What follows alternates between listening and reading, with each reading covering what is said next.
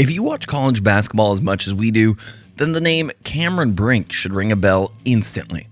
Only recently did Cameron Brink sign a partnership deal with New Balance, making her the first female basketball player to have such a deal with the footwear company.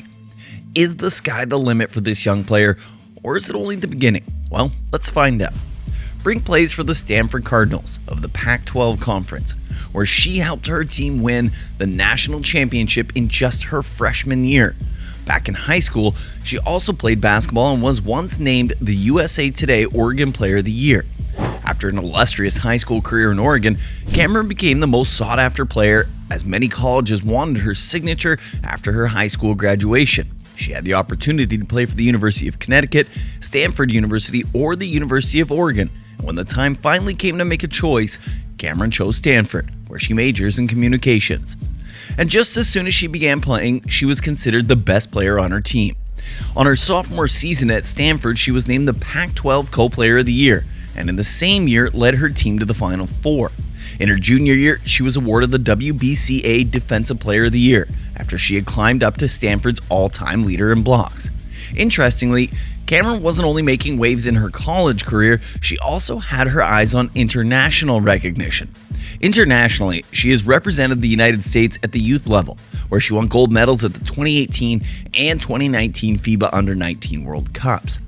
What number do you think Cameron would be when the WNBA draft begins? Well, according to a WNBA mock draft, Cameron is slated as a lottery pick and is anticipated to win third or second overall pick. But why not the number one spot? Well, it turns out that the only weakness of Cameron's game, which is her strength, might prevent her from being the number one pick. Brink's height gives her the advantage of play, and she's considered a two-way player who can score in unique ways, whether it is by driving to the basket facing up or in the low post. As a shooter, Cameron is at her best when spotting up, and from her games, it's easy to note that she has a knack for locating the ball early as a rebounder. She is also great defensively, as she currently averages nearly 3.5 blocks per game. She is perhaps the best shot blocker in the draft and has accurate timing when blocking shots. Brink is also the perfect team player, a factor which already makes her a perfect player for the WNBA. But like every other young player, both in the male and female college basketball leagues, Cameron is still very much rough around the edges. Arguments about her body frame have been the most prominent, and for her to survive in the WNBA, she has to become stronger and bulk herself up. Although not the fastest player on the court, Cameron Brink moves vertically so well, but does not move as efficiently on the lateral. Cameron is the type of player you could call dangerously basic because she does not look the part of a basketballer, but works with a combined force of talent and hard work to trash whatever challenge she is faced with on the court. She already looks like a player who's bound to improve in the coming years. Unfortunately, Cameron Brink suffered an injury during a January 19th game against Oregon State.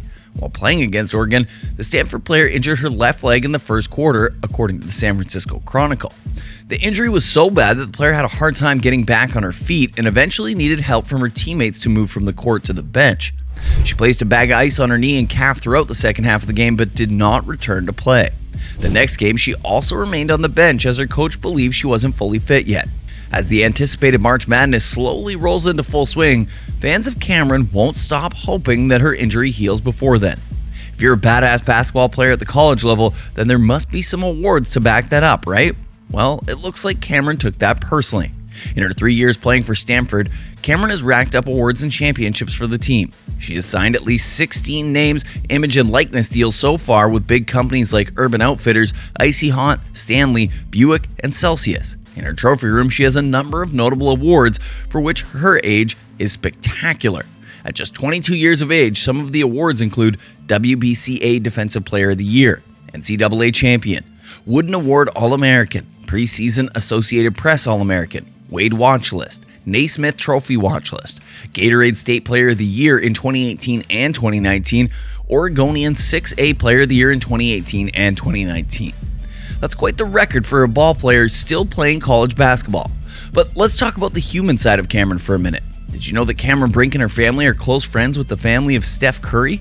In an interesting twist, Cameron's mother and Stefan's mother were roommates back at Virginia Tech, and their friendship blossomed when Sonia, Steph's mom, was given the chance to be Brink's godmother. On another hand, Cameron's father also played with Curry's father on their school's basketball team. If that isn't the perfect coincidence, then I don't know what is.